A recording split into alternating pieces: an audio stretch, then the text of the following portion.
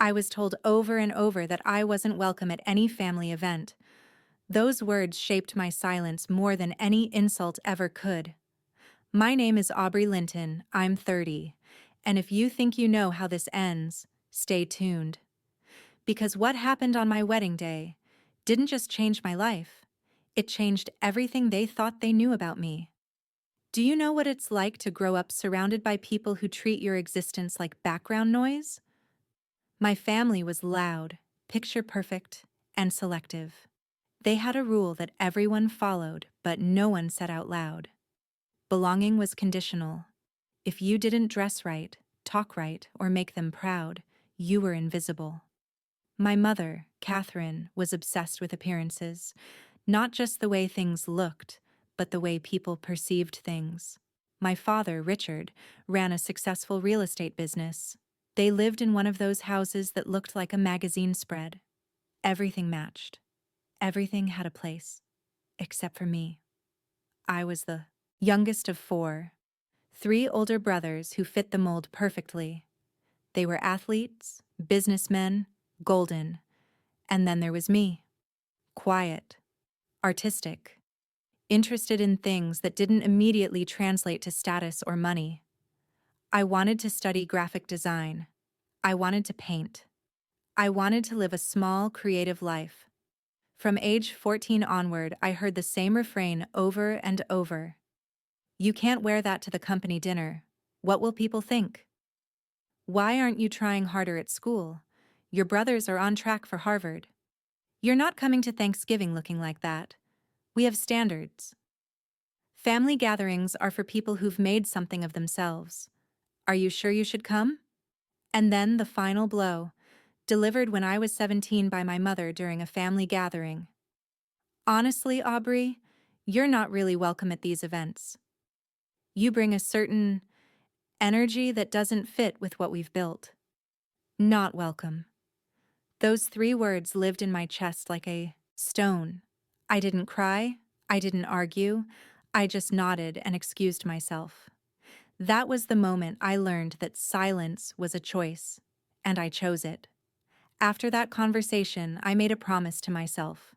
I would become so successful, so undeniably impressive, that they would have no choice but to acknowledge me. I would prove that their rejection didn't define me. I would build something they couldn't ignore. I moved out at 18, worked my way through college without asking them for a dime. My parents offered to pay for my brothers' educations, their down payments on homes, their weddings. For me, they sent a check for $500 on my 18th birthday with a note that said, "Good luck with whatever you decide to do." College was hard. I worked full-time as a barista while taking a full course load. I didn't go to parties. I didn't date. I poured everything into my degree and my portfolio. By the time I graduated, I had won 3 design awards, landed a freelance contract with a major publishing company, and had enough client work to launch my own design studio. But here's the thing about trying to earn love through accomplishment. It never actually works. When I told my family about my design studio opening, my mother's response was, "That's nice, dear. Make sure you have a backup plan. Creative careers rarely support people." When I won a regional design award, my father said, "Congratulations. But you know, real success is measured in business ownership, not hobbies." When I published my first children's book illustrations, my oldest brother didn't even acknowledge it. He was too busy talking about his promotion at his law firm. They still didn't invite me to family events, the company dinners, the holiday parties, the milestone celebrations. I wasn't welcome. That message was clear and consistent. So I stopped trying. I poured myself into my work instead. And you know what? I built something incredible. By age 25, my design studio was thriving. I had a team of 5. My clients included Fortune 500 companies and best-selling authors. I was making more money than my father. I had freedom, security, and a life that was entirely my own. But I was also lonely in a way that success couldn't fix. Then I met James. This was 5 years ago, at a charity auction my friend dragged me to. He was standing alone, looking as uncomfortable as I felt. We started talking because we were both trying to hide from the small talk. James wasn't from money. He wasn't impressive in the way my family understood impressive. He was a physical therapist who worked at a community clinic. He earned enough to live comfortably, but he wasn't accumulating wealth or status. By my family's standards, he was beneath them. But he saw me. Not my accomplishments, not my potential. Me. He remembered the things I said. He asked about my work like it mattered. He showed up. He was consistent in the way my family had never been. We dated for 2 years before. He asked me to marry him. He didn't propose with a diamond that announced itself. He proposed with a ring he'd designed himself, something small and elegant that reflected who I actually was. When I told my family we were getting married, I expected silence. I expected indifference. What I didn't expect was the response I got. My mother called me. "Aubrey, we need to talk about the wedding." "Okay," I said carefully. "We'd like to host it. A proper wedding. Something befitting our family's reputation." I was stunned. After 13 years of being told I wasn't welcome, suddenly they wanted to be involved? "Mom, I appreciate that, but James and I have already planned something small, intimate, just close friends and—" "Aubrey." Her voice had that edge, the tone that meant she'd already decided. "This is our daughter's wedding. Of course we're hosting. We're going to invite our colleagues, your father's business associates, our extended family. This is an opportunity to finally present you properly. Present me properly." As if I'd been a problem that needed repackaging. Something in me shifted. For the first time in years, I didn't say yes. I didn't acquiesce. I didn't try to fit into their vision. "No," I said quietly. "You don't get to do that." Silence on the other end. "I'm sorry?" "No," I repeated. "You don't get to exclude me from your life for 13 years and then use my wedding as a photo opportunity. You don't get to suddenly act like you're proud of me when it benefits your image. This is my wedding. James and I are going to do this our way, and you're not invited." I hung up before she could respond. The phone calls started immediately. My mother, my father, my brothers calling to tell me I was being ungrateful, disrespectful, throwing away family. They said I was making a huge mistake. They said I'd regret this. I didn't respond to any of them. Now, here's where you might think the story takes a predictable turn. I assumed they would stay, angry. I assumed my wedding would come and go, and they would continue to ignore me, validate my decision to keep them out of my life. But my mother, you see, had a different plan. 3 weeks before my wedding, I received a call from an old family friend named Susan. She'd known me since I was a child, though I hadn't seen her in years. "Aubrey," she said carefully, "I don't want to be involved in family drama, but I thought you should know. Your mother has been calling everyone, the entire extended family, the family friends.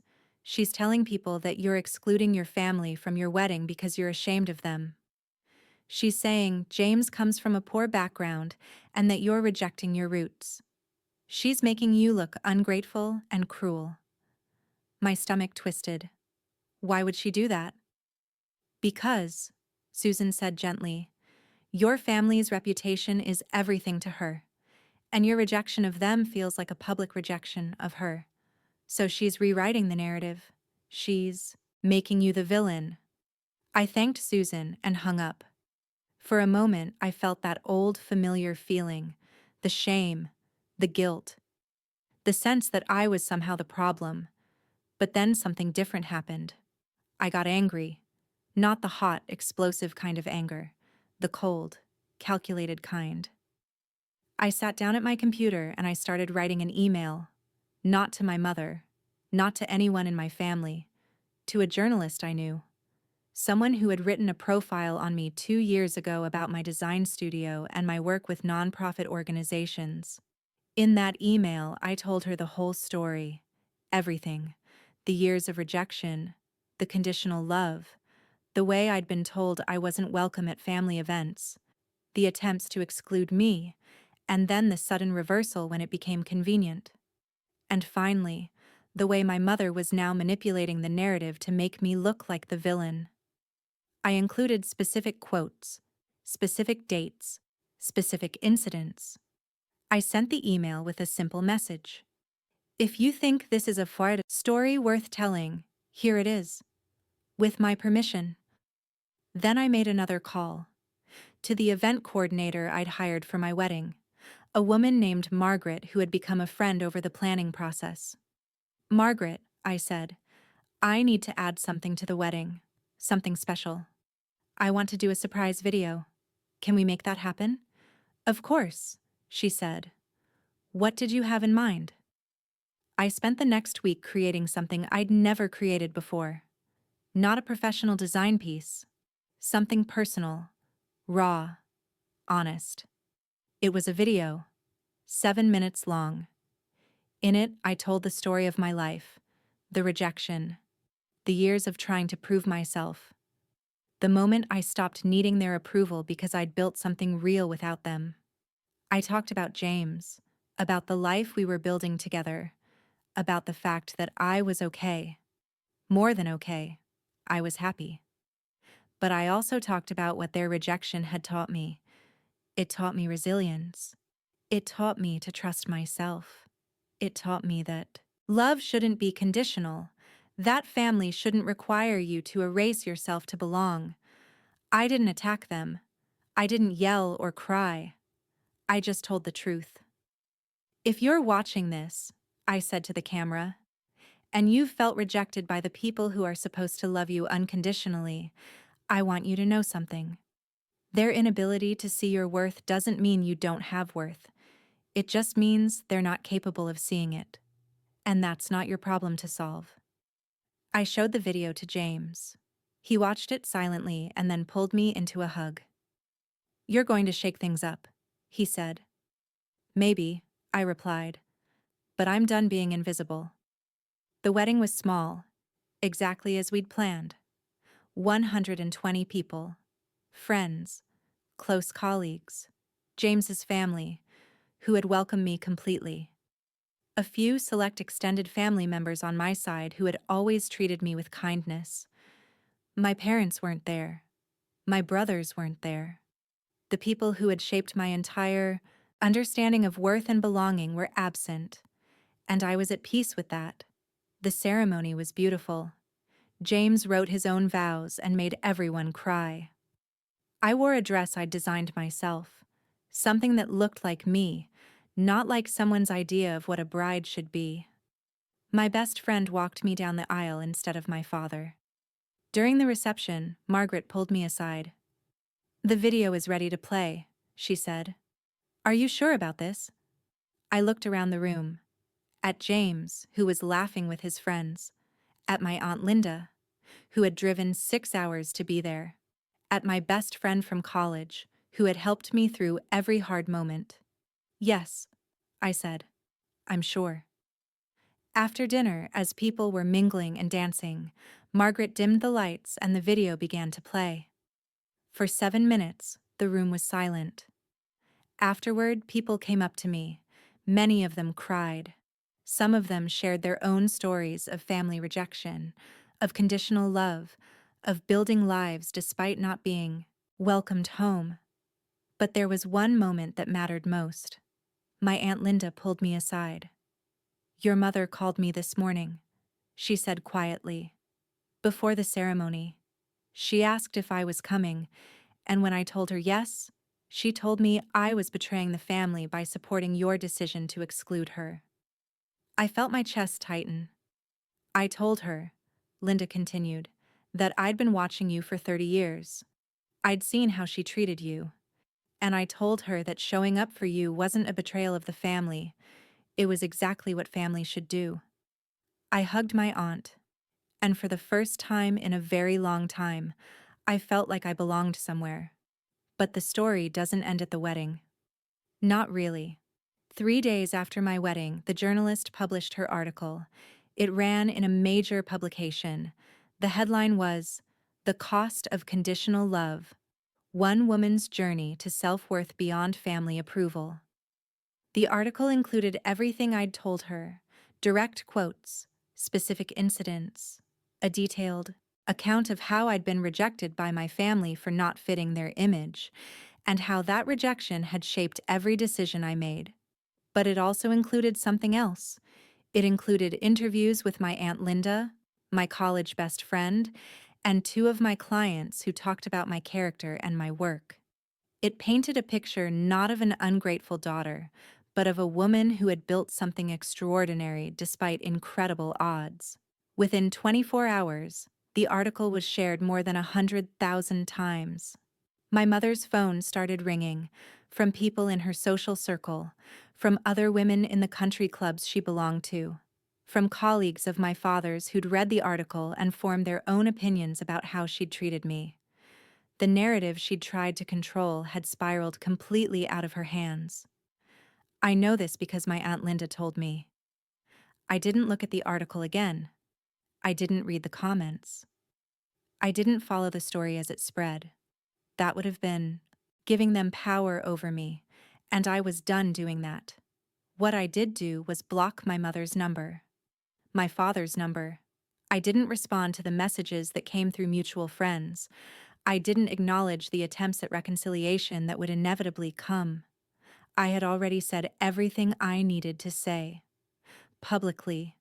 It's been 8 months since my wedding. 8 months since the article. 8 months since I chose to protect myself by speaking truth. My family has tried multiple times to contact me. My mother showed up at my office once. I asked security to escort her out. She sent a letter asking if we could schedule a family meeting. I had my lawyer send a response stating that I would not be participating in any such meeting. My brothers sent messages on my birthday, suddenly friendly, suddenly interested in my life. I didn't respond. Some people have asked me if I regret what I did, if I feel guilty for publicly calling out my family, if I wish I'd handled it differently. The answer is no. Here's what I learned. Silence isn't strength when it protects someone else's cruelty. Speaking truth, even when it's uncomfortable, is an act of power. And sometimes, the most loving thing you can do for yourself is to stop accepting conditional love and to walk away. My family had a choice. They could have chosen to see me, to recognize my worth, to love me without requiring me to be someone I'm not. They didn't make that choice. So I made a different one. I chose a life where I don't need their validation, a life where love is actually reciprocal, a life where I belong. James and I are planning to move. We're looking at homes in a small town where we can build something quiet and real. My design studio is thriving. I just signed a major contract with a publishing house to illustrate an entire series of children's books. And you know what the most powerful part is? I don't feel the need to tell my family about any of it. Not to prove anything, not to make them regret their choices, not to show them what they're missing. I'm just living, and that's enough. But I want to say something to anyone watching this who has experienced something similar, who has been made to feel unwelcome by the people who should have loved them unconditionally, who has internalized the message that they're not good enough. You are good enough, right now. As you are. You don't need to earn your worth through accomplishment or success. You don't need to mold yourself into someone else's image of acceptable. You don't need to dim your light to make someone else comfortable. The people who reject you for being authentically yourself are not rejecting you because there's something wrong with you. They're rejecting you because they're afraid. Afraid of what your independence might mean. Afraid of losing control. Afraid that your choices might reflect negatively on them. That's their problem to solve, not yours. I spent 17 years believing that my mother was right, that I wasn't welcome, that something about me was fundamentally wrong. It took another 13 years of achievement, success, and building a life on my own to realize that she was wrong about that. But here's the thing. I didn't need to achieve all those things to be worthy of love. I was always worthy. From the moment I was born. Before I won any awards. Before I built any business. Before I accomplished anything. And so are you. If your family has told you that you're not welcome, if they've made you feel invisible or conditional, I'm here to tell you that their love was never what you needed. What you need is people who see you, who value you, who show up for you not because of what you can give them, but because of who you are. Those people exist. They might not be your family. They might be friends, mentors, partners, or people you haven't even met yet. But they're out there. I found that with James, and with my Aunt Linda, and with the unexpected community of people who reached out to me after the article was published, sharing their own stories. You can find it too. The last time I heard from my mother was 2 months after my wedding. Not through a direct call or message, but through my Aunt Linda. My mother had reached out to her, asking if I would be willing to meet. She said she wanted to understand what went wrong. She said she missed me. I told my aunt to tell her that I had no interest in meeting. That understanding required a willingness to see your own behavior clearly, and I didn't believe my mother was capable of that. That missing me now didn't erase 13 years of rejection. And then I let it go. I didn't stay angry. I didn't obsess over her reaction. I didn't wait for her to apologize because I realized that her apology would never actually fix anything. What was broken between us was broken because she chose to make me feel unwelcome. And an apology from her would always feel like an obligation, not genuine change. So I chose to move forward, without waiting for her permission or her validation. That's the final thing I want you to understand. You don't need to defeat the people who hurt you. You don't need to make them sorry or make them understand. You just need to build a life that's so good, so full, so genuinely happy that you stop needing anything from them. That's the real revenge. Not destruction, not exposure, although that happened. The real revenge is living so fully that they become irrelevant, and that, I promise you, is infinitely more satisfying.